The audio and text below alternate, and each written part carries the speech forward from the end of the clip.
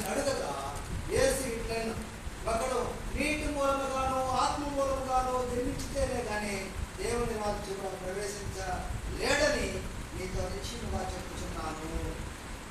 కాబట్టి యేసుక్రీస్తు చెప్తున్నాడు, ఎవరైనా సరే రెండవసారి జన్మించాలి. రెండవసారి జన్మిస్తే తప్ప పరలోక రాజ్యంలో ప్రవేశించే అవకాశం లేనే లేదు.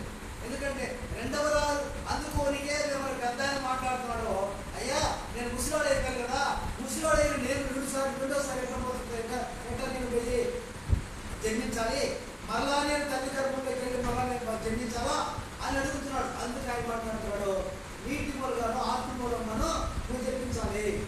నీటి మూలంగా ఆత్మ మూలంగానే బాప్తిసం తీసుకోవాలి. బాప్తిసం ఎలా తీసుకోవాలంటే నీటిలో ఆత్మ మూలంగా తీసుకోవాలి.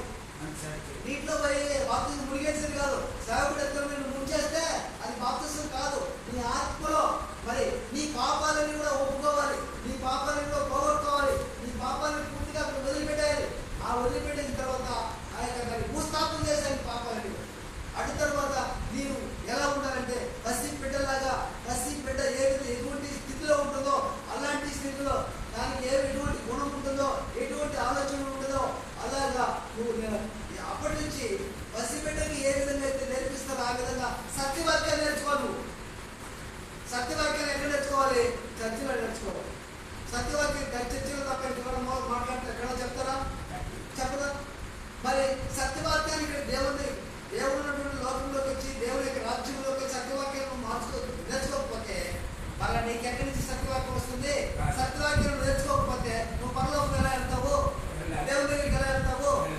కాబట్టి నేను అక్కడ ఉన్నాను, ఇక్కడ ఉన్నాను, ఎక్కడ చేస్తున్నా అక్కడ చేస్తున్నారంటే దేవుడు ఎలా నీకు మరి సహాయపడతాడు? కాబట్టి ఆ విధంగా మనం ఏం చేయాలా? సత్యవాక్యాన్ని మనం నేర్చుకోవాలి. సత్యవాక్యం